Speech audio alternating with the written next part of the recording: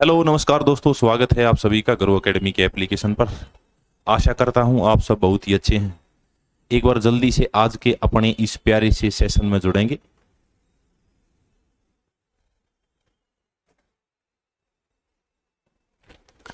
हम लोग बातें कर रहे हैं भाई एक बैच के बारे में, बैच जिसका नाम है D++ 10,000 PYQ स्पेशल। इसके अंदर हम लोग jail police, assistant superintendent, junior assistant, LDC, peon इत्यादि एग्जाम्स की तैयारी कराते हैं। जब इन सभी एग्जाम्स की आप हमारे साथ तैयारी करते हैं तो मैं आपको एक सब्जेक्ट पढ़ाता हूं जिसका नाम क्या है, जीके या जीएस, जनरल नॉलेज या जनरल स्टडीज। जब ये सब्जेक्ट पढ़ते हैं तो मैंने आपको अब तक प्राचीन भारत, मध्यकालीन भारत और आज हम लोग बातें करेंगे आधुनिक भारत की। हम लोगों ने पहली 5 क्लासेज के अंदर प्राचीन भारत के बारे में बात की थी। उसके बाद अगली 6 क्लासेज में मध्यकालीन भारत के बारे में बात की थी। आज बातें करेंगे आधुनिक भारत के बारे में। टाइपिंग में स्पीड चाहिए, एक्यूरेसी। टाइपिंग में दोनों चाहिए, स्पीड भी और एक्यूरेसी भी। वैसे तो आपको 35 वर्ड पर मिनट की टाइपिंग स्पीड चाहिए, 35 वर्ड पर मिनट की आप लोग टाइपिंग लगाने हो, लेकिन इजीली आप लोग 50 प्लस क्रॉस कर लोगे तो आप लोगों ने एक्यूरेसी पर भी ध्यान रखना है। एक्यूरेसी इंपॉर्टेंट है। टाइपिंग बहुत ईजी है भाई। मैंने स्वयं बहुत सारी टाइपिंग दी है जिसके अंदर आप लोग मिनिस्ट्रियल की टाइपिंग को ऐड कर सकते हैं। बहुत सारे मिनिस्ट्रियल, चाहे वो कोई भी मिनिस्ट्रियल की वैकेंसी है, मैंने उस मिनिस्ट्रियल की वैकेंसी में टाइपिंग दी है और कल की है। ठीक है, तो टाइपिंग इजीली हो जाएगी आप सभी की। बस थोड़ा सा डेडिकेशन चाहिए आपके अंदर। तो बातों की शुरुआत करेंगे क्वेश्चंस के साथ। आप लोग पहला क्वेश्चन देख रहे हो, आधुनिक भारत का प्रथम क्वेश्चन। यूरोपीय लोग केवल व्यापार की मानसिकता से भारत आए थे। यह प्रवृत्ति निम्नलिखित में से किस यूरोपीय राष्ट्र द्वारा आरंभ की गई थी? आप लोग आधुनिक भारत के अंदर सबसे पहले पढ़ते हैं भारत में यूरोपियों का आगमन, entry of Europeans in India, यानी भारत में यूरोपियों का आगमन, entry of Europeans in India, ये टॉपिक पढ़ते हैं। और इस टॉपिक के अंदर आप लोग देखते हैं कि भारत के अंदर आने वाला पहला यूरोपीय देश था पुर्तगाल। पुर्तगाल इंपॉर्टेंट देश है क्योंकि पुर्तगाल की राजधानी लिस्बन। एक आप लोग व्यक्ति पढ़ते हैं क्रिस्टियानो रोनाल्डो, पुर्तगाल से संबंधित है। इसी पुर्तगाल के एक व्यक्ति हैं यूएनओ के अध्यक्ष राम राम भाई दीपांशु। तो पुर्तगाल बहुत इंपॉर्टेंट देश है भाई, यूरोपियन कंट्री है। इसके बाद सेकंड नंबर पर भारत के अंदर आए थे डच। डच कौन सा देश? डच को ही आप लोग नीदरलैंड के नाम से जानते हैं, नीदरलैंड। इसी को आप लोग हॉलैंड के नाम से भी जानते हैं, हॉलैंड। इसी को आप लोग डच बोलते हैं, इसी को नीदरलैंड, इसी को हॉलैंड। इसकी राजधानी आप लोग देखते हैं, नीदरलैंड की राजधानी क्या है? तो एम्स्टर्डम। नीदरलैंड की राजधानी है एम्स्टर्डम, एम्स्टर्डम, एम्स्टर्डम नीदरलैंड की राजधानी है। वैसे यहां का एक बहुत फेमस शहर भी है, शहर का नाम है हैग। नीदरलैंड के अंदर अंतरराष्ट्रीय न्यायालय का हेडक्वार्टर आप लोग हैग नीदरलैंड के अंदर पढ़ते हैं। इसके बाद तीसरा देश भारत के अंदर आया ब्रिटेन। ब्रिटेन भी इंपॉर्टेंट कंट्री है, ब्रिटेन की राजधानी लंदन है। और ब्रिटिशर्स भी भारत के अंदर आए थे थर्ड नंबर पर। इसके बाद भारत के अंदर आगमन हुआ डेनिस, डेनिस या फिर इसी को आप लोग डेनमार्क के नाम से जानते हैं। डेनमार्क जिसकी राजधानी क्या है? तो आप लोग बोलेंगे कोपेनहेगन। इसके बाद डेनमार्क के लोग भारत के अंदर व्यापार करने के लिए आए थे और डेनमार्क की राजधानी का क्या आंसर देंगे आप लोग? कोपेनहेगन। इसके बाद पांचवा जो देश भारत के अंदर आया उसका नाम है फ्रांस, या आप उसी को फ्रांसीसी लिखेंगे। फ्रांसीसी जब भारत के अंदर आए थे तो इनकी राजधानी तो बहुत ईजी है, आप लोग याद रख लेंगे, पेरिस। ये लोग भी भारत के अंदर व्यापार करने के लिए आए थे। ब्रिटिशर्स की राजधानी आप लोग क्या देंगे? लंदन। अभी आपसे पूछा गया कि पहले नंबर पर कौन आया, मैंने आपको सारे के सारे बता दिए कैसे कैसे यूरोपीय भारत के अंदर आए थे। तो आप लोग आंसर देंगे सुयास, बहुत अच्छे भाई, पुर्तगाली। पहले व्यक्ति जो भारत के अंदर आए उनका नाम क्या है? पुर्तगाली। ओके, आगे बढ़ते नेक्स्ट क्वेश्चन। निम्नलिखित में से कौन पुर्तगाली लेखक थे जिन्होंने दक्षिण भारत में व्यापार और समाज के बारे में लिखा? सबसे पहले तो हम देखेंगे कि ये जो पुर्तगाली व्यक्ति हैं ये पुर्तगाली भारत के अंदर क्यों आए, सबसे पहले कौन आया, सेकंड कौन आया, थर्ड कौन आया, फिर इन्होंने व्यापार करना कैसे स्टार्ट किया, इन सारी बातों के बारे में बात करेंगे। ठीक है, एक बार इसका आंसर दो आप लोग।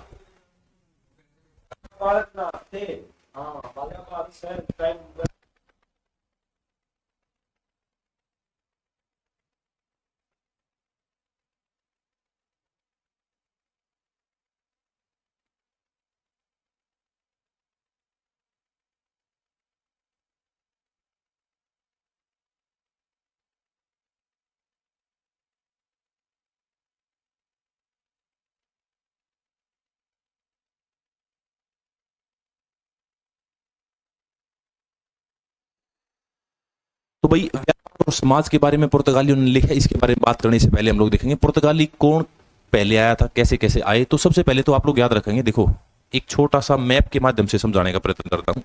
यहां पर आप लोग मान लो कि ये यूरोप है, यहां पर क्या है एशिया, यहां पर क्या है अफ्रीका। ठीक है, ऐसे आप लोग इसको यूरोप बोल दो, इसको एशिया बोल दो, और इसी को क्या बोल दो आप लोग, इसको बोल दो अफ्रीका, अफ्रीका। ठीक है, अभी यूरोप में यहां पर एक देश है पुर्तगाल। अब ऐसा तो था नहीं कि भाई यूरोपियंस एशिया में आते नहीं थे या जाते नहीं थे, यहीं पर तो है भारत, आते जाते थे। लेकिन इस बीच वाले एरिया में एक बार मुस्लिमों ने अधिकार कर लिया और मुस्लिमों ने जाने पर पाबंदी लगा दी। वो साल कौन सा था, तो साल लिखेंगे 1453। 1453 में इस बीच वाले साम्राज्य पर उस्मानी एम्पायर का अधिकार हो गया। इसको आप लोग कुस्तुनतुनिया साम्राज्य बोलते हैं, उस्मानी साम्राज्य का अधिकार। जब उस्मानी साम्राज्य ने अधिकार किया तो भारत के अंदर आने के रास्ते बंद कर दिए। लेकिन इसके बाद पुर्तगाल का एक राजा था जिसका नाम है डॉन हेनरिक। डॉन हेनरिक, या इसी को आप लोग जानते हैं हेनरिक द नेविगेटर, इसी को हेनरिक द नेविगेटर के नाम से जानते हैं। इसने कंपास की खोज की और कंपास की खोज के माध्यम से इसने बताया कि भाई आप घूमो पानी पर और ये देखो कहां रास्ता कौन सा निकलता है। डॉन हेनरिक या हेनरिक द नेविगेटर ने 1487 में एक व्यक्ति था, व्यक्ति का नाम है कार्नेलियस। उस व्यक्ति ने क्या किया, उस व्यक्ति ने यूरोप से एशिया या भारत आने की कोशिश की। उस व्यक्ति का नाम आप लोग याद रखेंगे बार्थोलोमियो डियाज। बार्थोलोमियो डियाज ने यह प्रयत्न किया कि मैं कोशिश करता हूं भारत चला जाऊं। अब ये पुर्तगाल से चला और भारत आने के लिए आ रहा था, तो अफ्रीका के अंदर जो सबसे दक्षिणी बिंदु है कैप ऑफ गुड होप, यहां तक पहुंच गया। यहां तक पहुंचने के बाद आगे नहीं बढ़ पाया और वापस पुर्तगाल आ गया। तो ये क्वेश्चन आता है बार्थोलोमियो डियाज ने किसकी खोज की, तो अफ्रीका के दक्षिणी बिंदु, अफ्रीका का दक्षिणी बिंदु, इसकी खोज किसके द्वारा की गई थी, तो आप लोग बोलेंगे बार्थोलोमियो डियाज। इस दक्षिणी बिंदु को एक नाम से जाना जाता है, उस नाम को किस नाम से याद रखेंगे आप लोग, तो cap of good hope, cap of good hope. या फिर आप इसी को एक और नाम देंगे, और नाम क्या देंगे, आशा अंतरीप। आशा अंतरीप भी इसी का नाम है, तो ये आप लोगों ने याद रखना, आशा अंतरीप। ठीक, कैप ऑफ गुड होप या आशा अंतरीप की खोज किसने की, बार्थोलोमियो डियाज ने। इसके बाद एक व्यक्ति चला, व्यक्ति का नाम क्या है, तो आप लोग याद रखेंगे 1492। व्यक्ति का नाम है क्रिस्टोफर कोलंबस।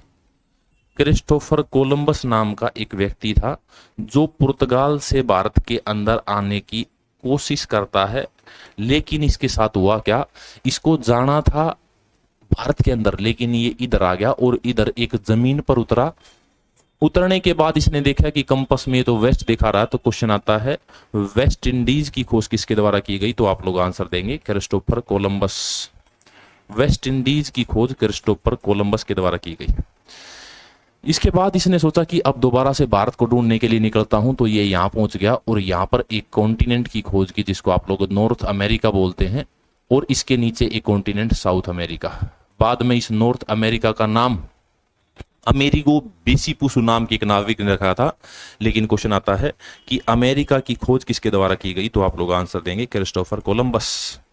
और अमेरिका के मूल निवासियों को रेड इंडियन नाम किसके द्वारा दिया गया, तो आप लोग फिर भी आंसर देंगे क्रिस्टोफर कोलंबस, रेड इंडियन नाम से संबोधित किया था। तो ये बातें आपको भारत की खोज में जो संघर्ष किया गया उसके बारे में याद रखनी है। अगर बताऊं इसके व्यापार और समाज के बारे में तो हमें जानकारी देते हैं दुआर्ते बारबोसा। दुआर्ते बारबोसा एक पुर्तगाली लेखक थे। इन्होंने भारत के अंदर व्यापार और समाज के बारे में जानकारी दी। अभी क्वेश्चन आया, प्रथम पुर्तगाली वायसराय निम्नलिखित में से कौन था? ठीक है, भारत आने वाला प्रथम पुर्तगाली। तो मेरे प्यारे साथियों, आप लोगों ने एक नाम पढ़ा जिसका नाम है वास्को डी गामा। बहुत सारी पुस्तकें 19 मई दिखाती, बहुत सारी पुस्तकें 20 मई दिखाती। मैं यहां पर 20 मई लिख देता हूं। 20 मई 1498 का वो दिन था जब भारत के अंदर एक व्यक्ति आता है जिसका नाम क्या है? Vasco D gamma. बहुत बार मजाक बनता है वास्को डी गामा का। बोलते हैं वास्को डी गामा भारत कब आया? तो बोला जी सर्दियों में आया था। बोला भाई आपको कैसे पता सर्दियों में आया था? बोले जी वो कोट पहन रहा था। ऐसी ऐसी बातें इनके बारे में प्रचलित हैं। लेकिन 20 मई 1498 को वास्को डी गामा भारत आया था। जब ये भारत आया था तो इसको भारत में आने में मदद किसने की? मैंने आपको थोड़ी देर पहले बताया था, बार्थोलोमियो डियाज नाम के आदमी ने केप ऑफ गुड होप या आशा अंतरीप की खोज की। उसी आशा अंतरीप पर एक गुजरात का व्यापारी जिसका नाम है अब्दुल मनीद, ये अब्दुल मनीद ने इसकी हेल्प की थी भारत आने के लिए। लेकिन जब ये भारत आया तो अरबों ने इसका विरोध किया। आप लोगों ने अरेबियन सी देखा है, वहां पर अरबी लोग रहते थे। अरबों ने इसका विरोध किया। जब अरबों ने विरोध किया तो दुश्मन का दुश्मन दोस्त होता है। अरबियों का एक दोस्त था भारत के अंदर जो केरल के कालीकट नामक स्थान पर रूल करता था। इसी केरल के कालीकट पर रूल करने वाले व्यक्ति का नाम था जमोरिन या राजा जमोरिन। राजा जमोरिन ने क्या किया, एक प्लेट तैयार किया ही स्वागत के लिए। और जब प्लेट तैयार कराई तो केरल के कालीकट बंदरगाह पर इसने वास्को डी गामा का आदर सत्कार किया। जब वास्को डी गामा भारत के अंदर एंट्री लेता है तो साल है 1499, 1499। पूरे भारत के अंदर घूमता है और गोवा से वापिस चला जाता है काली मिर्च लेकर गोवा से वापिस कहा चला जाता है? पुर्तगाल। जब ये वापिस जा रहा था तो वहां आने के बाद इसे काली मिर्च जितना इसने खर्चा किया था 60 गुना मुनाफा हो गया। इतना बहुत खुश हो गया और इनका विरोध किया गया था अरबों के द्वारा। तो 1500 में एक व्यक्ति आया जिसका नाम क्या है? Pedro Alvares Cabral. ये एक सेनापति था। ये सेनापति अपनी बहुत बड़ी सेना लेकर भारत के अंदर अटैक करता है। जब ये भारत के ऊपर अटैक करता है तो अरबों को अरब सागर से खदेड़ने का काम करता है। इसके बाद भारत के अंदर एक व्यक्ति भेजा जाता है एक पोस्ट के साथ, जिस पोस्ट का नाम क्या है? वायसराय। और उस व्यक्ति का नाम क्या याद रखेंगे आप लोग? तो Francisco de Almeida. Francisco de Almeida पहला व्यक्ति जो भारत के अंदर एज अ वायसराय आया। इसका कार्यकाल भारत के अंदर क्या है? तो आप लोग याद रखेंगे 1505 से लेकर और 1509 तक इसका कार्यकाल है। किसका? तो आप लोग बोलेंगे Francisco de Almeida. Francisco de Almeida इसका कार्यकाल है भारत के अंदर। ठीक है, थोड़ी बातें और कर लूंगा मैं फ्रांसिस्को डी अल्मीडा के बारे में, लेकिन अगले क्वेश्चन। इससे पहले भी कुछ व्यक्ति भारत के अंदर आए थे। जैसे पुर्तगालियों ने भारत के अंदर पहली फैक्ट्री, प्रथम कारखाना कब लगाया था? तो आप लोग याद रखेंगे प्रथम कारखाना 1503 के अंदर लगाया था। इसके बाद आप लोग याद रखेंगे कहां पर लगाया था? तो आप लोग बोलेंगे कोचीन के अंदर लगाया था 1503 में। फिर क्वेश्चन आता है कि दूसरा कारखाना कब लगाया था? तो आप लोग आंसर देंगे 1505 में। दूसरा कारखाना लगाया कहां पर था? तो आप लोग आंसर देंगे दूसरा कारखाना लगाया था इन्होंने कन्नानौर। कन्नानौर भी कहां पर है? केरल के अंदर है। कन्नानौर के अंदर दूसरा कारखाना इनके द्वारा लगाया गया था। ठीक है प्यारे साथियों, ये बातें आप लोग याद रखेंगे। अगले क्वेश्चन का आंसर देंगे जल्दी से, फटाक से। किस वर्ष पुर्तगालियों ने गोवा पर कब्जा किया? एक बार जल्दी से सभी साथी आंसर देंगे इस क्वेश्चन का। तब तक मैं आपके कमेंट देख लेता हूं, क्या क्या कमेंट्स आ रखे।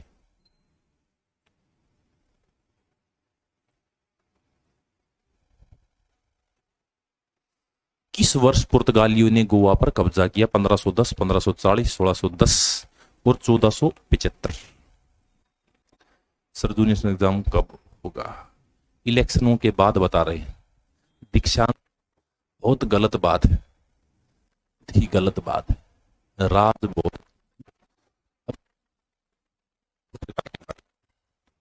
ये पुर्तगाली भारत के अंदर आ गए। जब ये भारत के अंदर आए तो 1505 से लेकर 1509 तक हम लोगों ने एक व्यक्ति पढ़ा जिसका नाम क्या है? Francisco de Almeida. उस अल्मीडा के बाद भारत के अंदर कौन आया? तो आप लोग याद रखेंगे 1510 से लेकर और 1515 तक भारत के अंदर एक आदमी आया जिसका नाम है अल्बुकर्क।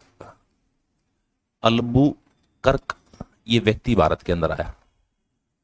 जब ये भारत के अंदर आया तो इससे पहले अल्मीडा भी आया था। अल्मीडा के दो काम याद रखेंगे आप लोग। अल्मीडा ने भारत के अंदर दो काम किए थे। एक तो अल्मीडा के बारे में याद रखेंगे ब्लू वाटर पॉलिसी, नीली जल नीति। नीली जल नीति भारत के अंदर किसके द्वारा इंप्लीमेंट की गई थी? तो आप लोग याद रखेंगे अल्मीडा। ये नीली जल नीति क्या भाई? तो आप लोग इस तरीके से दक्षिण भारत देखते हैं, यहां पर पानी बे ऑफ बंगाल है और यहां पर अरेबियन सी है। जब कोई जहाज यहां से जाता था तो उसको प्रोटेक्शन देने का काम करता था अल्मीडा। ठीक है। इसके बाद एक व्यक्ति आया जिसका नाम क्या है? अल्बुकर्क। इसने क्या किया? साल 1510 में किरसन देवराय की सहायता से, एक व्यक्ति है किरसन देवराय, इस किरसन देवराय की सहायता से अटैक कर दिया बीजापुर पर। और बीजापुर पर जो रूल करता था उस व्यक्ति का नाम था अली आदिल शाह। और उस अली आदिल शाह से इसने क्या जीत लिया? तो अली आदिल शाह से इसने गोवा को जीत लिया। अली आदिल शाह पर अटैक किया और इसने क्या किया? गोवा को जीत लिया। तो आप लोग इसका आंसर क्या देंगे? गोवा को जीतने का काम किया गया था 1510 में। ठीक है। इसके बाद मैंने थोड़ा सा वास्को डी गामा के बारे में भी आपको बताना है। वास्को डी गामा से एक बार क्वेश्चन देखने को मिला, वास्को डी गामा भारत कितनी बार आया? तो वास्को डी गामा के बारे में आप लोग याद रखेंगे भारत के अंदर 3 बार आया। पहली बार ये भारत के अंदर आया 1498, दूसरी बार ये भारत के अंदर आया 1502 और तीसरी बार ये भारत के अंदर आया 1526 और तीसरी बार आया तो इसकी भारत के अंदर ही क्या हो गई थी? मृत्यु। ठीक है। तो ये बातें आप लोग वास्को डी गामा के बारे में, ये अल्बुकर्क के बारे में याद रखें। ठीक है। इसके बाद एक व्यक्ति के बारे में और बातें कर लेता हूं मैं। साल आया 1529। 1529 से लेकर 1538 तक भारत के अंदर एक पुर्तगाली वायसराय आया जिसका नाम क्या है? नीना डी कूना। नीना डी कूना भारत के अंदर आया। और जब ये भारत के अंदर आया तो इसने साल 1530 में राजधानी को, जो पुर्तगालियों की राजधानी थी वो क्या थी? तो आप लोग बोलेंगे कोचीन थी। राजधानी को कोचीन से गोवा स्थानांतरित किया। राजधानी को कोचीन से गोवा स्थानांतरित, कोचीन से कहां ले गया? तो आप लोग बोलेंगे कोचीन से गोवा स्थानांतरित किया। किसने? तो नीना डी कूना ने। ठीक है। Good afternoon Urvashi. ये सारे क्वेश्चंस आप लोग याद रखेंगे। आगे बढ़ते हैं नेक्स्ट क्वेश्चन की तरफ। 1531 में द सीज ऑफ आर्कोट में कौन विजयी हुआ? द सीज ऑफ आर्केट एक बैटल लगा था।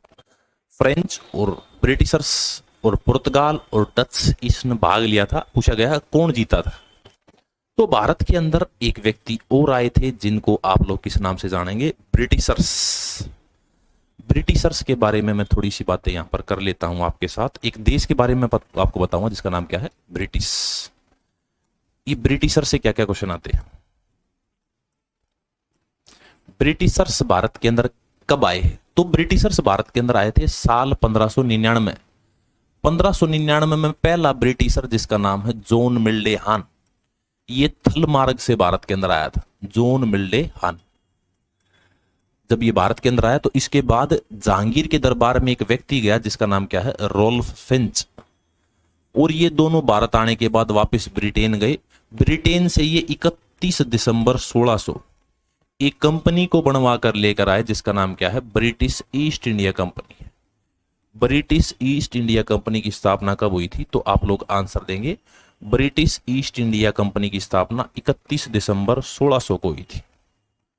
ब्रिटिशर्स बहुत अच्छे भाई दीक्षांत। ब्रिटिश ईस्ट इंडिया कंपनी की स्थापना 31 दिसंबर 1600 को हुई थी। जब ये कंपनी बनी तो इसके बाद इसके द्वारा अपना पहला व्यक्ति भारत में भेजा गया था 1608 में।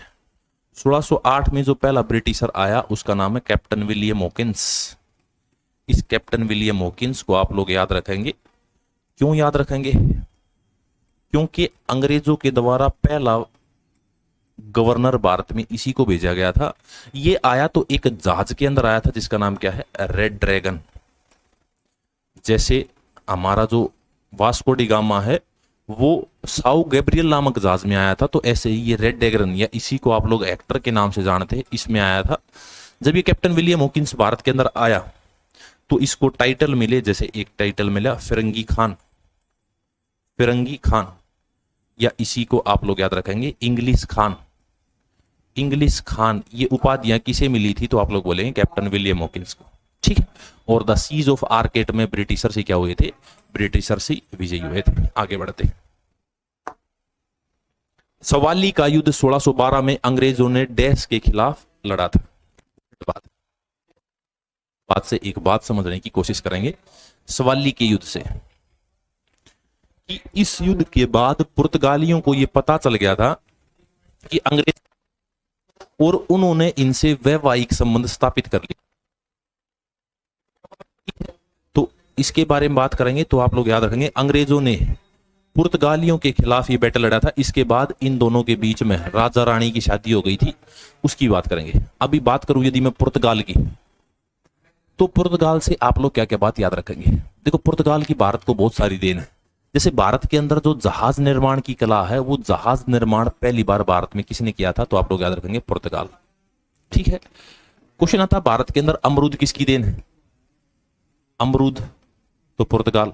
भारत के अंदर आलू, ये तो लेकर आए थे सेंट्रल एशिया से, लेकिन भारत के अंदर पुर्तगाली लेकर आए थे। मध्य एशिया से लेकर आए थे, लेकिन लेकर आए पुर्तगाली। इसके बाद आप लोग पपीता याद रखेंगे। पपीता के बाद आप लोग लाल मिर्च याद रखेंगे। लाल मिर्च के बाद आप लोग तंबाकू याद रखेंगे। तंबाकू के बाद आप लोग चर्च, भारत के अंदर चर्च भी इन्हीं के द्वारा बनवाए गए थे, कैथोलिक मॉडल के चर्च, कैथोलिक चर्च। या फिर आप लोग याद रखेंगे भारत के अंदर पहली बार जापान के साथ व्यापार भी पुर्तगालियों की देन है। भारत जापान व्यापार, ये भी किसकी देन है? पुर्तगालियों की। यानी पुर्तगालियों ने भारत को इतनी सारी चीजें दी, ठीक है। तो इसीलिए पुर्तगालियों का भारत के अंदर वर्चस्व इंपॉर्टेंट है। आगे बढ़ते हैं नेक्स्ट क्वेश्चन पे। पहली डेनिस ईस्ट इंडिया कंपनी ने अपना परिचालन किस वर्ष में शुरू किया था? डेनिस, एक मैंने आपको डच बताए थे, एक डेनिस। ये डेनिस बहुत शरीफ आदमी है, इनके बारे में बात कर लेते हैं। जो डेनिस है, इन के अंदर अपना परिचालन शुरू किया था 1616 में, 1616। कैसे कैसे किया था? तो 1616 में भारत के अंदर पहली बार कौन आया था? डेनिस ईस्ट इंडिया कंपनी है। डेनिस ईस्ट इंडिया कंपनी जब ये भारत के अंदर आई तो आने के बाद इसने साल था 1620। 1620 को इन्होंने अपना प्रथम कारखाना लगाया भारत में। प्रथम कारखाना लगाया कहां पर? तो आप लोग याद रखेंगे प्रथम कारखाना इन्होंने लगाया था केरल के अंदर। केरल के अंदर एक स्थान है जिसका नाम है त्रैकोबार। त्रैकोबार के अंदर पहला कारखाना इन्होंने 1620 में लगाया था। अब ये भारत में व्यापार करते थे, तो व्यापार किस चीज का करते थे? तो आप लोग याद रखेंगे चाय और चीनी, चाय और चीन, चाय व चीन के साथ इनका व्यापार होता था। जब ये व्यापार करते थे तो इन्होंने देखा भारत के अंदर बहुत पावरफुल हो गए ब्रिटिशर्स। साल आया 1745। 1745 को अपना सारा सामान किसे बेच दिया? सारा सामान ब्रिटिशर्स को बेच दिया, यानी अंग्रेजों को बेचकर ये भारत से चुपचाप वापस चले गए। अंग्रेजों को बेचकर भारत से चुपचाप वापस चले गए कौन? तो आप लोग याद रखेंगे बेचकर वापस चले गए डेनिस, यानी डेनमार्क, ठीक है। आगे बढ़ते हैं। कौन सा शहर फ्रांसीसी उपनिवेश की राजधानी थी? कोचीन, तुतिकोरिन, पोंडिचेरी, पंजिम। यदि मैं बात करूं फ्रांसीसियों की है तो फ्रांस की राजधानी तो आप लोगों ने पढ़ी है। फ्रांस की राजधानी का क्या नाम है? तो आप लोग बोलेंगे पेरिस।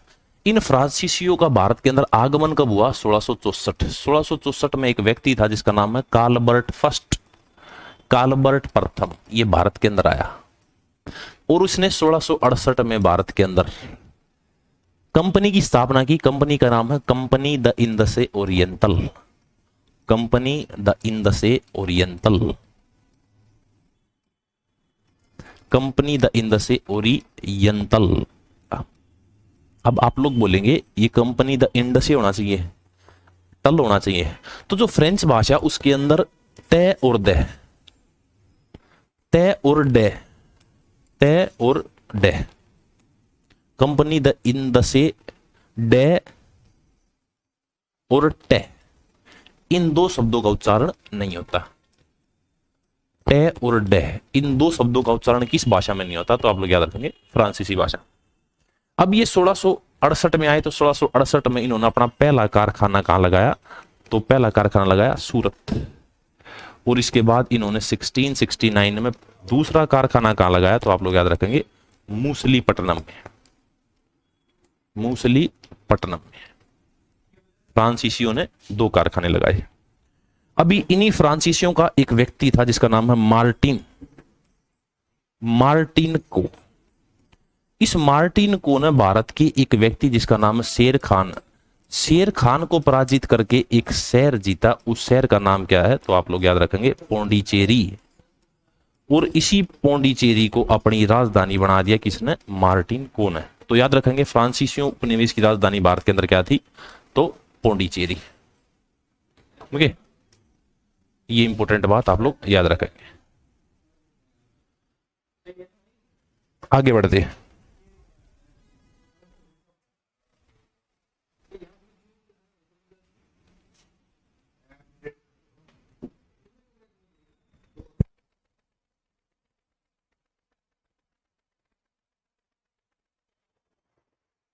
इसके बाद अगला क्वेश्चन देखेंगे भाई, ब्रिटेन और फ्रांस के बीच वर्ष 1783 में हस्ताक्षरित डैश की संधि द्वारा माल्टीवास के भारत में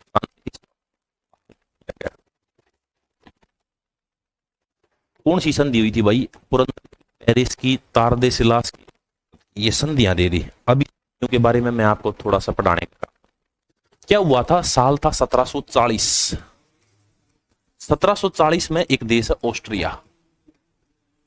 इस ऑस्ट्रिया के उत्तराधिकार के लिए लड़ाई चल गई। ऑस्ट्रिया उत्तराधिकार के लिए यूरोप में लड़ाई चल गई। जब लड़ाई चली तो 2 देशों के बीच चली। देश का नाम है ब्रिटेन और फ्रांस। जब ये दोनों लड़ रहे थे तो ये ब्रिटेन और फ्रांस यूरोप में लड़ रहे थे, लेकिन साल आया 1746 और 1746 से लेकर 1748 तक ये दोनों की लड़ाई भारत में भी चल गई। उसी को बोला गया प्रथम कर्नाटक युद्ध, प्रथम कर्नाटक युद्ध। जब ये दोनों आपस में भारत के अंदर लड़ रहे थे, इसी को एंग्लो फ्रेंच वॉर भी बोला गया, आंग्ल फ्रांसीसी युद्ध यानी एंग्लो फ्रेंच वॉर। आप इसे इंग्लिश में ट्रांसलेट कर लेना या हिंदी में आंग्ल फ्रांसीसी युद्ध। ये दोनों आपस में लड़ रहे थे। अभी यूरोप में लड़ाई शांत हो गई। कब? 1748। वहां पर एक संधि हुई। संधि का नाम क्या है? एला सापल की संधि। एला सापल की संधि के तहत इस युद्ध को रोक दिया गया। ठीक है, एला सापल की संधि। अब ये वहां तो चुप हो गए, लेकिन भारत के अंदर दोबारा लड़ने लगे। साल था 1749। 1749 से लेकर 1754 तक ये भारत में दोबारा लड़े। उसी को बोला गया सेकंड आंग्ल फ्रांसीसी युद्ध, दूसरा आंग्ल फ्रांसीसी युद्ध, दूसरा आंग्ल फ्रांसीसी, आंग्ल फ्रांसीसी युद्ध। अब जब ये दोनों आपस में यहां पर दोबारा लड़े तो इसके बाद 1755 में भारत के अंदर ही एक संधि हुई। उस संधि को आप लोग याद रखेंगे पेरिस, पौंडीचेरी की संधि। पौंडीचेरी की संधि के तहत इस युद्ध को समाप्त किया गया। इसके बाद लड़ाई फिर चली। फिर कब चली? 1756। 1756 से लेकर 1763 ये दोबारा भारत के अंदर लड़े और उसी को बोला गया थर्ड एंग्लो फ्रेंच वॉर, तीसरा आंग्ल फ्रांसीसी युद्ध। अभी तीसरा आंग्ल फ्रांसीसी युद्ध तो हुआ ही था। इस तीसरे आंग्ल फ्रांसीसी युद्ध के बाद साल था 1760। 1760 में एक निर्णायक युद्ध लड़ा गया जिसका नाम है वांडीवास का युद्ध, बैटल ऑफ वांडीवास। इस वांडीवास के युद्ध में दोनों सेनाएं आमने सामने थी। एक तरफ कौन थे? तो अंग्रेज, और दूसरी तरफ कौन थे? तो आप लोग याद रखेंगे फ्रांसीसी। इसमें फ्रांस पूर्ण तरीके से हार गया और अंग्रेज जीत गया, और अंग्रेज भारत के अंदर रूल करने लगे। इस वांडीवास के युद्ध के बाद एक ट्रीटी साइन हुई जिसका नाम क्या है? पेरिस की संधि। मेरे प्यारे साथियों, आपको ये बात समझ में आए आशा करूंगा। दीक्षांत बहुत ही अच्छे भाई, आगे जाओ। 18वीं शताब्दी में 7 वर्षों का युद्ध ब्रिटेन और देश के बीच लड़ा गया। जर्मनी, पुर्तगाल, फ्रांस और स्पेन में 7 वर्षीय युद्ध। तो मैंने अभी आपको एक युद्ध के बारे में परिचित कराया, ये ब्रिटेन और फ्रांस के बीच में लड़ा गया। ठीक है, पुर्तगाल के बीच में तो वैसे भी नहीं लड़ा जा सकता था, क्योंकि मैं बताऊं, जब ब्रिटिशर्स भारत के अंदर आ गए थे तो ब्रिटेन ने क्या किया? अपनी कॉलोनियां बनानी स्टार्ट की, और साल था 1640। 1740 में पहली बार इन्होंने मद्रास प्रेसिडेंसी की स्थापना की। फोर्ट सेंट जॉर्ज नामक एक किला बनाया और मद्रास को अपनी एक टेरिटरी बनाया। इसके बाद साल था 1661। पुर्तगालियों को पता चल गया था कि पुर्तगाली कमजोर हैं, तो पुर्तगालियों की एक राजकुमारी थी जिसका नाम है कैथरीन ब्रेगेंजा। राजकुमारी थी कैथरीन ब्रेगेंजा। इस कैथरीन ब्रेगेंजा का विवाह कर दिया गया किसके साथ? तो ब्रिटेन के राजकुमार प्रिंस चार्ल्स के साथ। प्रिंस चार्ल्स के साथ इसकी शादी कर दी। किसने? ये थे पुर्तगालियों की, और ये कौन हो गए? ब्रिटेन। यानी कि वैवाहिक संबंध स्थापित किए गए। जब वैवाहिक संबंध स्थापित किए तो दहेज स्वरूप, दहेज में क्या दे दिया? तो भारत का एक क्षेत्र जिसका नाम है बंबई, बंबई दहेज में दे दिया। किसने? पुर्तगालियों ने ब्रिटिशर्स को। अभी प्रिंस चार्ल्स के किसी काम का नहीं था क्या? तो आप लोग बोलेंगे प्रिंस चार्ल्स के किसी काम का नहीं था बंबई। तो इस प्रिंस चार्ल्स ने 10 पाउंड वार्षिक किराए पर, 10 पाउंड वार्षिक किराए पर इसे किसे भेंट कर दिया?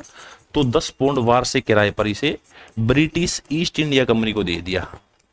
British east India company. जब इसको 10 पाउंड वार्षिक किराए पर दिया तो साल आया 1667, 1667 सॉरी 1667। 1667 से लेकर 1677 तक एक आदमी है जिसका नाम है गेराल्ड आंगियर। ये एक वास्तुकार था या आर्किटेक्चर था। इस गेराल्ड आंगियर ने आधुनिक बंबई शहर की स्थापना की। क्वेश्चन आता है, फादर ऑफ मॉडर्न बंबई, आधुनिक बंबई शहर का संस्थापक या आधुनिक बंबई शहर का जनक, आधुनिक बंबई शहर का निर्माता। तो आप लोग क्या आंसर देंगे? आधुनिक बंबई शहर का निर्माता है गेराल्ड आंगियर। ठीक है, आगे बढ़ते हैं। आगे क्या हुआ? अभी एक और टेरिटरी बनाई अंग्रेजों ने। अंग्रेजों ने एक और टेरिटरी कब बनाई? तो 1694 के अंदर टेरिटरी क्या बनाई उन्होंने? 3 शहर थे, एक सतानती, एक कालिकाता और एक गोविंदपुर। इन तीनों शहरों को मिलाकर एक शहर बनाया गया जिसको आप लोग आज कलकत्ता के नाम से जानते हैं। इस कलकत्ता शहर की स्थापना का श्रेय एक व्यक्ति को दिया गया जिसका नाम है जॉब चोरनोक। जॉब चोरनोक एक आर्किटेक्चर था, इसने इस शहर का निर्माण किया। इसीलिए क्वेश्चन आता है, आधुनिक कलकत्ता शहर का जनक, आधुनिक कलकत्ता शहर का जनक, आधुनिक कलकत्ता शहर का जनक, आधुनिक कलकत्ता शहर का जनक आप लोग किसे याद रखेंगे? तो आप लोग बोलेंगे जॉब चोरनोक। ठीक है, तो आप लोगों ने ये बात याद रखनी है भाई, फ्रांस और ब्रिटेन के बीच में। आगे बढ़ते हैं। वेदरा का युद्ध ब्रिटिश सेना और डच सेना के बीच कब लड़ा गया था? Battle of Bedara. अभी एक आदमी या एक सेना का नाम लिया गया यहां पर। सेना का नाम क्या है? डच। डच, नीदरलैंड या हॉलैंड, इन्होंने भारत के अंदर एक बैटल लड़ा था। उस बैटल के माध्यम से एक बार जल्दी से आप सभी आंसर देंगे। वेदरा का युद्ध ब्रिटिश सेना और डच सेना के बीच कब लड़ा गया था? अभी मैं डचों की बात करूं तो साल था 1598 या 1596। एक व्यक्ति जिसका नाम है कार्नेलियस हाउटमैन, कार्नेलियस हाउटमैन, ये पहला व्यक्ति था जो भारत के अंदर आया था। जब ये भारत के अंदर आया तो इन लोगों ने अपना प्रथम कारखाना लगाया। प्रथम कारखाना, कहां पर लगाया तो आप लोग याद रखेंगे मूसलीपट्टनम के अंदर लगाया। अभी ये थोड़े से ताकतवर हुए तो इन्होंने भारत के अंदर रूल करना स्टार्ट करने की कोशिश की, तो इन्होंने 1593 में पुर्तगालियों से एक शहर छीन लिया, सॉरी फ्रांसीसियों से एक शहर छीन लिया जिसका नाम क्या है पोंडिचेरी, और पोंडिचेरी पर रूल करने लगे। लेकिन 1596 में, सॉरी 1693 में, 1693 गलत लिख दिया इसको, 1693 पोंडिचेरी को जीत लिया। और पोंडिचेरी को किससे जीता तो आप लोग याद रखेंगे फ्रांसीसियों से जीता। इसके बाद 1697 में एक संधि करी इन्होंने, रिजविक की संधि, और रिजविक की संधि के माध्यम से इन्होंने पोंडिचेरी को वापस कर दिया। और इस बात से ठन गई किसके बीच तो ब्रिटिशर्स और डच सेना के बीच। इन दोनों के बीच 1759 में एक बैटल लड़ा गया जिसका क्या नाम है वेदरा का युद्ध। वेदरा के युद्ध में डच सेना को भारत में ब्रिटेन ने परास्त कर दिया और डच सेना भारत से बाहर भगा दी। ठीक है, आगे बढ़ते। जोसेफ फ्रैंकोइस डुप्लेक्स भारत में निम्नलिखित में से किस ईस्ट इंडिया कंपनी के गवर्नर थे? बहुत प्यारा क्वेश्चन है। डुप्ले, एक छोटा सा नाम भी ले सकते हैं हम लोग, डुप्ले। डुप्ले किस सेना से 4 देश दिए गए, डच, फ्रेंच, अंग्रेजी, पुर्तगाली, आक्रमणकारी है। जब इन सारे के सारे व्यक्तियों के बारे में हम लोगों ने बातें की तो आप लोग याद रखेंगे डुप्ले फ्रांसीसी सेना का प्रमुख था, यानी फ्रेंच सेना का प्रमुख था। ठीक है, आगे बढ़ते हैं। डच के बारे में याद रखेंगे नीदरलैंड, होलैंड, मैंने अभी बताया आपको। एक स्थान है यहां पर द हेग। द हेग के बारे में थोड़ा सा बताऊं आपको। हेग नीदरलैंड के अंदर है। इसी हेग के अंदर एक हेडक्वार्टर है। हेडक्वार्टर किसका है तो आप लोग बोलेंगे अंतरराष्ट्रीय न्यायालय का। अंतरराष्ट्रीय न्यायालय का हेडक्वार्टर कहां पर है तो आप लोग बोलेंगे हेग, नीदरलैंड। इस अंतरराष्ट्रीय न्यायालय में जाने वाला पहला व्यक्ति भी भारत के अंदर, याद रखेंगे आप लोग। भारत से बहुत सारे व्यक्ति जा चुके हैं लेकिन डॉक्टर नगेंद्र पहले व्यक्ति थे जो गए थे। इसके बाद दोबारा जो गए थे दूसरे BN राव थे, BN राव। तो ये व्यक्ति भारत के कुछ व्यक्ति हैं वहां पर जा चुके हैं। सर ये आपके साथ ऐप पर मेरी फर्स्ट क्लास है, इससे पहले यूट्यूब पर लिया था सर, मुझे ये पूछना था होमवर्क शीट कहाँ पर मिलती है? उर्वशी, जो हम लोगों ने एंशिएंट हिस्ट्री पढ़ी उसके अंदर 5 क्लासेस हैं। उस 5 क्लासेस के लास्ट में आपको एक होमवर्क शीट मिलेगी। ठीक है, ऐसे ही मैंने 6 क्लासेस में मेडिवल कराई है, उसकी जो लास्ट क्लास है उसके जस्ट नीचे एक आपको PDF मिलेगी जो आपकी होमवर्क शीट है। ऐसे ही मैं मॉडर्न कराऊंगा, मॉडर्न के अंदर जो लास्ट क्लास होगी उसके पास में एक PDF मिलेगी। ठीक है, वो आपकी होमवर्क शीट होगी। 5 क्लासेस देखो आप, यदि उस सीट में कोई क्वेश्चन बचता है तो आप उसको और अपने कंटेंट में नोट डाउन करेंगे। केवल इतना काम करना है और आपकी GS परफेक्ट हो जाएगी। ओके,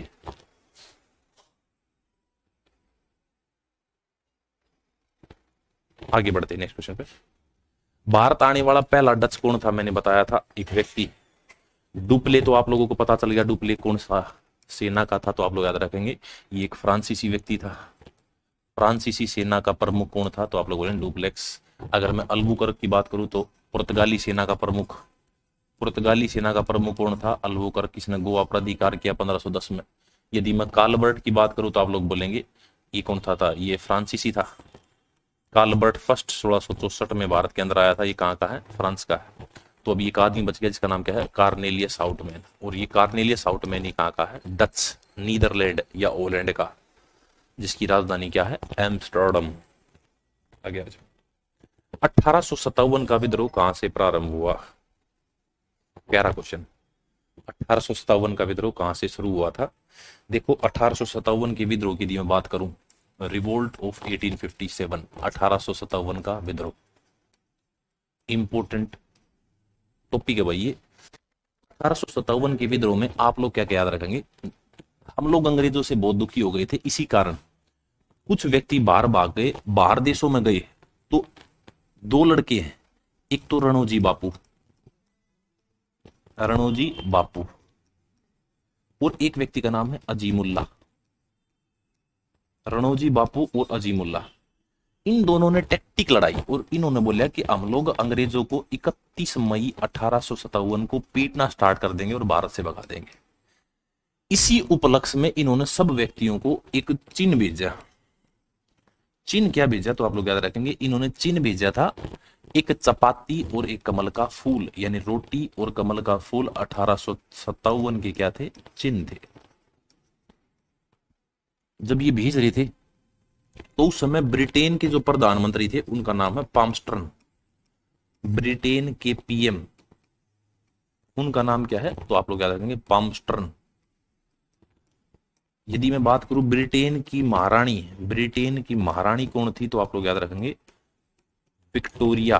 ब्रिटेन की महारानी का नाम क्या है, विक्टोरिया। फिर पूछता है भारत का मुगल बादशाह कौन था, तो उस समय भारत का मुगल बादशाह बहादुर शाह जफर था। भारत का मुगल बादशाह बहादुर शाह जफर था इस टाइम पर, जब 1857 के विद्रोह की पृष्ठभूमि रखी जा रही थी। उस समय बहादुर शाह सेकंड, या इसी को आप लोग बहादुर शाह जफर बोलते हैं, ठीक है। अभी इसकी शुरुआत कहां पर हुई थी, तो शुरुआत आप लोग याद रखेंगे, इसकी शुरुआत मेरठ के अंदर हुई थी, लेकिन इसकी घटनाओं का संबंध आप लोग बंगाल से पढ़ेंगे। मैं अभी बताता हूं आपको कैसे, बंगाल से, टाउन ऑफ मेरठ। या फिर आप लोग इसको दीक्षांत ऐसे भी याद रखते हैं, मेरठ के अंदर एक स्थान है कालीपत्तम, उस कालीपत्तम पर औपचारिक घोषणा, ऑफिशियल अनाउंसमेंट ऑफ 1857 रिवोल्ट की गई थी। देखो यहां से समझ में आएगा। मंगल पांडे को बैरकपुर में डैश को ब्रिटिश अधिकारियों पर हमला करने के लिए फांसी दी गई थी। कितनी तारीख को दी गई थी? अभी मंगल पांडे की बात करूं तो एक नेटिव इन्फेंट्री थी, 34th native infantry, 34th Bengal native infantry, या उसको आप लोग किस नाम से जानेंगे, बीएनआई है, बंगाल नेटिव इन्फेंट्री। 34वीं बंगाल नेटिव इन्फेंट्री जो कहां पर थी तो आप लोग याद रखेंगे, नेटिव इन्फेंट्री थी बंगाल के अंदर। और इसी का एक सिपाही था जिसका नाम क्या है, मंगल पांडे। ये कहां पर है, बंगाल के अंदर एक स्थान था जिसका नाम क्या है, बैरकपुर। बैरकपुर एक छावनी थी, यानी कि कंटोनमेंट था। इस बैरकपुर छावनी का ही एक व्यक्ति है जिसका नाम क्या है, मंगल पांडे। अब ये जो मंगल पांडे है, इस मंगल पांडे ने क्या किया, इसके लिए बंदूकें चेंज की गई। भारत में एक लकड़ी की बंदूक चलती थी जिसका नाम है ब्राउन बेंस, ब्राउन बेंस। इसकी जगह पर ये लोहे की एक बंदूक लेकर आए जिसका नाम था इनफील्ड राइफल, लेकिन एग्जाम में इसको नई राइफल नाम दिया गया है। इनफील्ड राइफल लेकर आए जो कि लोहे की थी। इसके जो कारतूस थे वो कारतूस गाय और सुअर की चर्बी से बने हुए थे।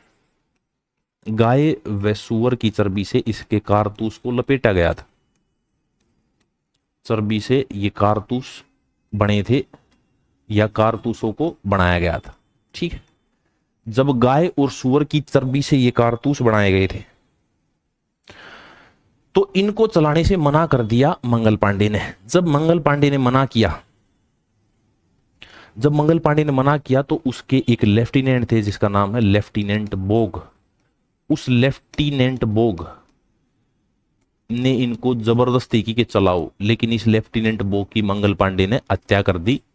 हत्या की तो वो तारीख क्या थी, 29 मार्च 1857। और 29 मार्च 1857 को ही मंगल पांडे को गिरफ्तार कर लिया गया। जब मंगल पांडे को गिरफ्तार किया गया तो मंगल पांडे को गिरफ्तार करने के बाद इनको फांसी दी गई। फांसी की तारीख याद रखेंगे आप लोग, 8 अप्रैल 1857 को मंगल पांडे को फांसी दी गई थी। फांसी दी गई तो इनके कुछ साथियों ने इनकी इस बात के खिलाफ विरोध करना स्टार्ट कर दिया, ठीक। उसके बारे में हम लोग आगे बातें कर लेंगे। मेरठ के सिपाही को मुगल सम्राट बहादुर शाह से मिलने के लिए लाल किले के द्वार पर पहुंचे। 11 मार्च 1857, 10 मार्च 1857, 10 मई 1857 या 11 मई 1857? बहुत प्यारा क्वेश्चन है। एक बार जल्दी से आप सभी आंसर देंगे, उसके बाद मैं आपको बताने का काम करूंगा।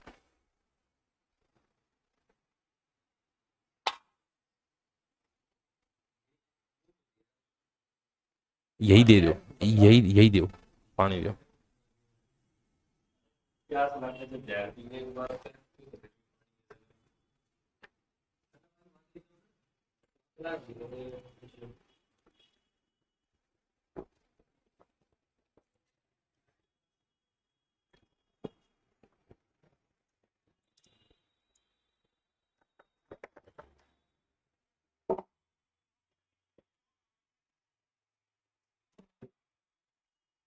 अभी बात करेंगे मेरठ।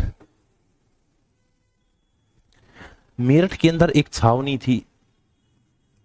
उस मेरठ की छावनी का एक सिपाही था जिसका नाम क्या है, कदम सिंह। इस कदम सिंह ने भी उस बंदूक को चलाने से मना कर दिया। जब बंदूक को चलाने से मना किया तो इसकी पूरी बटालियन ने किया था, उस बटालियन का कोर्ट मार्शल कर दिया और उसके अंदर जो 85 सिपाही थे उन 85 सिपाहियों को गिरफ्तार कर लिया और 85 सिपाहियों को उम्र कैद की सजा सुना दी। जब उम्र कैद की सजा सुनाई तो उन सभी लोगों ने जेल को तोड़ दिया और तारीख थी 10 मई 1857। ये बोले भाई हम लोग वेट नहीं कर सकते 31 मई तक का।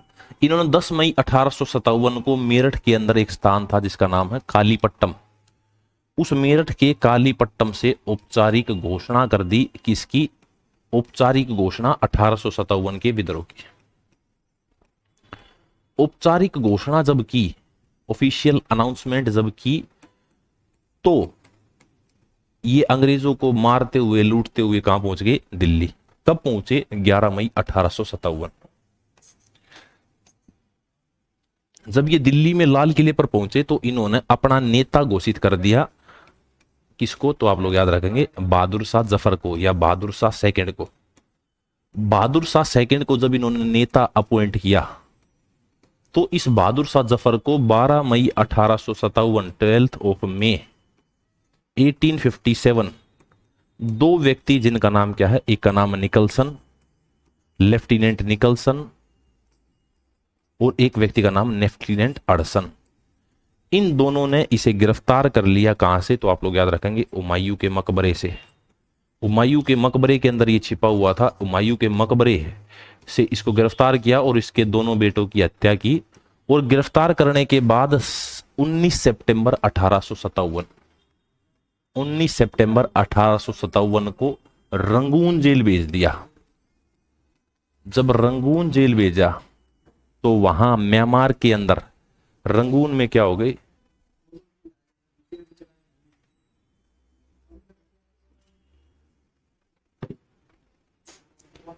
रंगून म्यांमार के अंदर क्या होगी? इसकी डेथ हो गई। किसकी? तो आप लोग याद रखेंगे बहादुर शाह जफर की। आगे बढ़ते, 1857 के विद्रोह में किस मुगल शासक का योगदान था? बहादुर शाह प्रथम, आलमगीर द्वितीय, बहादुर शाह द्वितीय या शाह आलम द्वितीय? एक बार जल्दी से आंसर कैसे देना है? आंसर वो होमवर्क शीट है, आपको केवल याद करना, प्रैक्टिस करना है। ठीक है, पहले क्लासेस देखो, यदि उसमें से कोई क्वेश्चन आपका बच जाता है तो आप लोग वहां से कवर कर सकते हो। ठीक है, उर्वशी? दीक्षांत का ऑप्शन आ गया डी, बहुत अच्छे दीक्षांत। देखो अब ये 1857 का विद्रोह तो पूरे भारत में हुआ था, तो एक बार इसके बारे में बात करेंगे। राज बहुत अच्छे भाई। देखो मैं कुछ स्थान लिखता हूं, जैसे एक स्थान आप लोग याद रखेंगे दिल्ली, एक स्थान आप लोग याद रखेंगे मेरठ,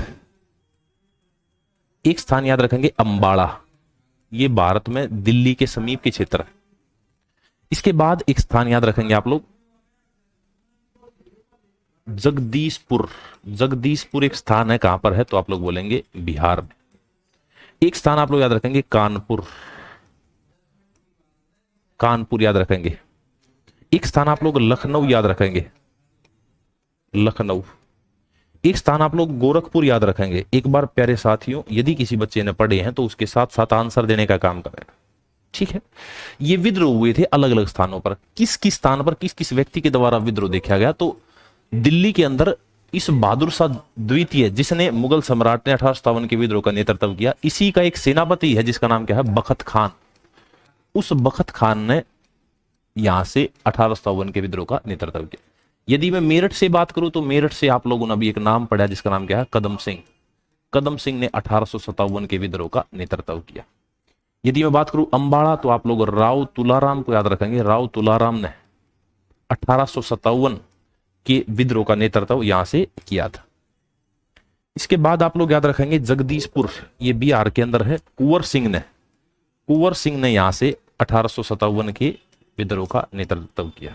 अभी कानपुर के अंदर अंग्रेजों ने एक मराठा बिठाया था जिसका नाम है नाना साहेब।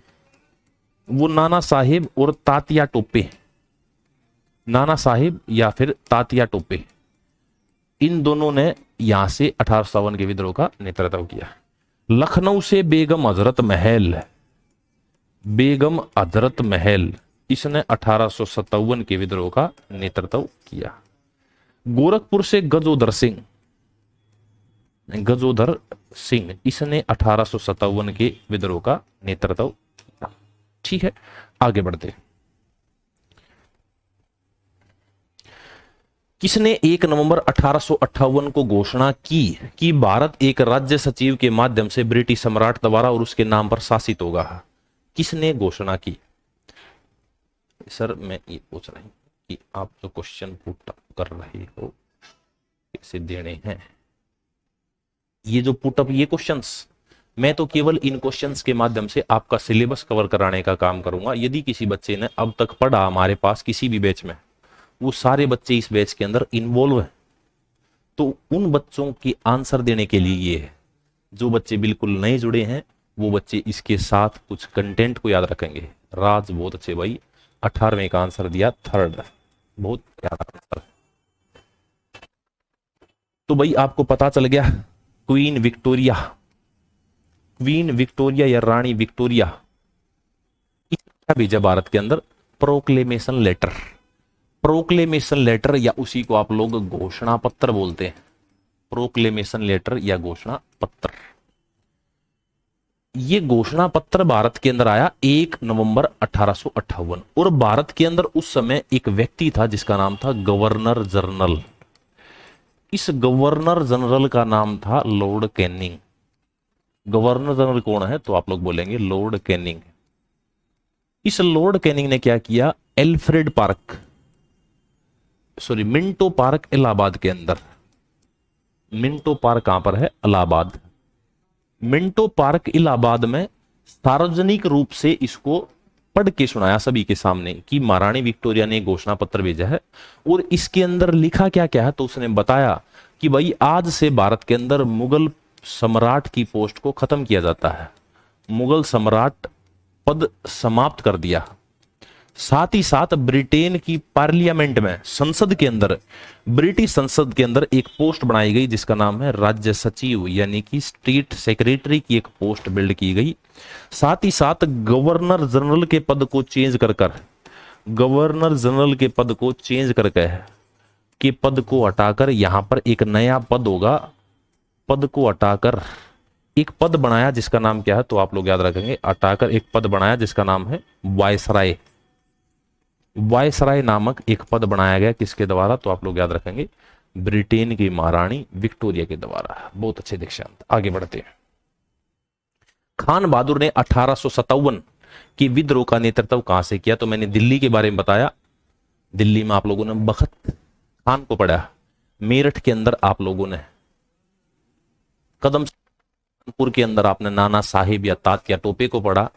लखनऊ के अंदर मैंने आपको बेगम हजरत महल, जो वाजिद अली शाह की पत्नी थी, उनके बारे में बताया। अब एक बच गया, नाम क्या है? बरेली। ठीक है, तो आप लोगों को आंसर तो पता ही होगा कि भाई इसका आंसर क्या है? बरेली। लेकिन कुछ बातें और कर लूं मैं आपसे। अभी जब ये 1857 का विद्रोह हुआ तो उस 1857 के विद्रोह में जो ब्रिटिश सेनापति था भारत के अंदर, ब्रिटिश सेनापति, उस ब्रिटिश सेनापति का नाम था जॉर्ज एनियल। ब्रिटिश सेनापति था, उसका नाम था जॉर्ज एनियल। ब्रिटिश सेनापति जिसका नाम क्या था? जॉर्ज एनियल। जब ब्रिटेन को यह पता चला कि भाई ये जॉर्ज एनियल इसको नहीं दबा पाएगा, तो इसको चेंज कर दिया और भारत के अंदर एक व्यक्ति को लेकर आए जिसका नाम क्या है? Colin Campbell. Colin Campbell. इसी कोलिन कैंपबेल के नीचे एक आदमी काम करता था, उसका नाम है ह्यूरोज, जनरल ह्यूरोज। अभी भारत के अंदर एक स्थान है झांसी। झांसी से 1857 के विद्रोह का नेतृत्व एक महिला के द्वारा किया गया जिसका नाम है रानी लक्ष्मीबाई। रानी लक्ष्मीबाई। जब रानी लक्ष्मीबाई 1857 के विद्रोह का नेतृत्व झांसी से कर रही थी तो इस जनरल ह्यूरोज ने इसके खिलाफ फाइट लड़ी। जब फाइट लड़ी तो इसने एक कथन बोला। कथन क्या बोला? इसने बोला कि 1857 के विद्रोह में लड़ने वाला एकमात्र महिला जो मर्द की तरह लड़ी, एकमात्र महिला जो मर्दों की तरह लड़ी, उसका नाम क्या है? तो आप लोग याद रखेंगे, मर्दों की तरह लड़ी, उसका नाम क्या है? रानी लक्ष्मीबाई। एक आता है कि भाई एक कविता है। कविता क्या है? खूब लड़ी मर्दानी वो तो झांसी वाली रानी थी। शायद आप लोगों ने सुनी है। उस खूब लड़ी मर्दानी वो तो झांसी वाली रानी, इस कविता को किसके द्वारा लिखा गया है? तो आप लोग आंसर देंगे सुभद्रा कुमारी चौहान। सुभद्रा कुमारी चौहान के द्वारा इस खूब लड़ी मर्दानी वो तो झांसी वाली रानी ही कविता को लिखा गया है। ये एग्जाम के अंदर पूछे जाते हैं। अभी जो 1857 का विद्रोह है, इस 1857 के विद्रोह पर एक पुस्तक लिखी गई 1857। किसने लिखी? तो एस एन सेन, एक आदमी है एस एन सेन, उसने लिखी थी। एक पुस्तक है the first war of Indian independence. The first war of Indian independence. The first war of Indian independence. इस पुस्तक के बारे में पूछता भाई तो आप लोग आंसर देंगे वीर सावरकर। वीर सावरकर या फिर विनायक दामोदर सावरकर। वीर सावरकर, इसने first war of Indian independence लिखी है। एक है the mutiny and the rebellion of 1857, उसको आर सी मजूमदार के द्वारा लिखा गया था। ये सारी की सारी 1857 के विद्रोह के बारे में जानकारी देती। अगला क्वेश्चन देखो, 1857 के विद्रोह के प्रमुख कारण क्या थे? पॉलिटिकल, सोशल, रिलीजियस और ऑल ऑफ द अबव। इनमें से क्या कारण था 1857 का विद्रोह हुआ? जल्दी से एक बार आप लोग कमेंट सेक्शन में आंसर देंगे, उसके बाद मैं बताता हूं क्या कारण थे। इतने सारे बच्चे जुड़े हुए हैं भाई, एक बार जल्दी जल्दी सभी बच्चे इंप्रेशन भेजेंगे। मैं ये देखना चाहता हूं कि कौन कौन सा बच्चा बिना कमेंट के चुपचाप बैठे है।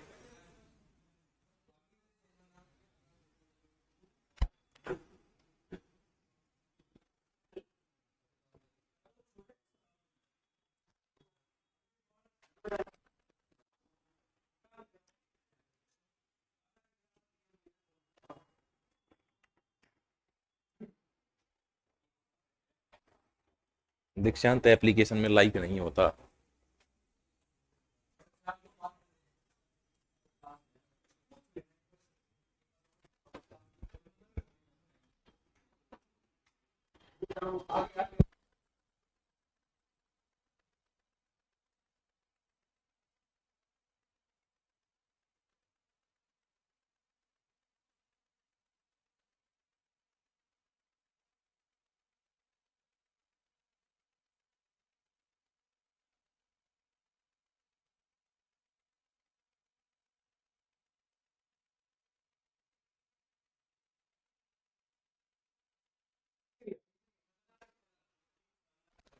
ठीक है भाई, विशाल डी आंसर दिया भाई, बहुत अच्छी बात है। उपरोक्त अभी ऑल ऑफ द अबव आप लोगों ने आंसर बताया इसका। अभी ये तीन कारण है, ये कारण क्या क्या है? यदि मैं बात करूं राजनीतिक कारण, पॉलिटिकल रीजन क्या था, तो भारत के अंदर एक डॉक्ट्रिन ऑफ लेप्से यानी कि हड़प की नीति लाई गई थी। किसके द्वारा? हड़प की नीति लाई गई थी लॉर्ड डलहौजी के द्वारा। जब लॉर्ड डलहौजी भारत के अंदर हड़प की नीति लेकर आए तो इसने बोला कि भाई या तो उत्तराधिकारी होना चाहिए किसी राज्य का, अगर उत्तराधिकारी नहीं है तो वो सारा का सारा किसके पास ला जाएगा? अंग्रेजों के पास। और इसने हड़पना स्टार्ट किया। इस हड़प की नीति के तहत पहला हड़पा गया राज्य था सतारा। सतारा के बाद इन लोगों ने संबलपुर को हड़प लिया। संबलपुर के बाद जैतपुर को हड़प लिया। जैतपुर के बाद उदयपुर को हड़प लिया। उदयपुर के बाद अवध को हड़प लिया। अवध के बाद नागपुर को हड़प लिया। नागपुर के बाद झांसी को हड़प लिया। अवध, नागपुर, झांसी, इसके बाद करौली को हड़प लिया। जब ये इतने सारे शहर हड़पे गए तो ये एक पॉलिटिकल रीजन बन गया किसका, 1857 के विद्रोह का। इसके बाद अगर मैं सोशल रीजन की बात करूं तो सोशल रीजन था 1856 के अंदर अंग्रेजों ने भारतीय हिंदू धर्म में कुछ रिफॉर्म करने की सोची, और वो एक रिफॉर्म था विधवा पुनर्विवाह अधिनियम। विधवा पुनर्विवाह अधिनियम या इसी को विडो रिमैरिज एक्ट, विधवा पुनर्विवाह अधिनियम या इसी को विडो रिमैरिज एक्ट बोलते हैं। इस अधिनियम के तहत एक व्यक्ति है ईश्वर चंद्र विद्यासागर, इस ईश्वर चंद्र विद्यासागर ने ये रिफॉर्म भारत के अंदर किया। तो विद्यासागर ने जब ये रिफॉर्म किया तो इसी को सोशल कारण बनाया गया। इसके बाद अगर मैं बात करूं धार्मिक कारण की तो 1813 में भारत के अंदर एक चार्टर एक्ट आया। उस चार्टर एक्ट के तहत भारत के अंदर ईसाई मिशनरियां आई, और उसी ईसाई कमिश्नरियों या ईसाई मिशनरियों के कारण, ईसाई मिशनरियों के आगमन के कारण भारत में धार्मिक भावनाओं को ठेस पहुंची। ठीक है, तो ये है भाई आज का अपना टॉपिक। एक बार जल्दी से बताएंगे आप सभी को कैसा लगा। मैंने 2 टॉपिक को कवर कर दिया है। ठीक है, अभी आप लोग एक बार कमेंट सेक्शन में बताएंगे ये टॉपिक कैसे लगे आपको। आधुनिक भारत की आज हमारी पहली क्लास थी, और बातें हम लोग नेक्स्ट क्लास में करेंगे। सर ये यू लाइव है क्या? नहीं उर्वशी, ये केवल एप्लीकेशन के बच्चों पर लाइव है। जितने भी बच्चे मेरे साथ यहाँ पर जुड़े हुए हैं सारे के सारे बच्चे ऐप के हैं, और एप्लीकेशन के बच्चों के लिए ही ये क्लासेज होती हैं। ठीक है, तो एक बार जल्दी से आप लोग बताएंगे कैसी लगी आज की आपको क्लास। उसके बाद हम लोग क्लास की समाप्ति की घोषणा करेंगे। ठीक है, जल्दी से बताइए। गुड गुड विशाल, दीक्षांत, राज, उर्वशी। ठीक है भाई, तो आज हम लोग आपसे अलविदा लेते हैं, और बातें मैं आपके साथ करूंगा नेक्स्ट क्लास में। नाइस सेशन सर, धन्यवाद आप सभी का हृदय की अंत गहराइयों से बहुत बहुत धन्यवाद। Thank you, tata, bye bye, excellent, thank you, धन्यवाद।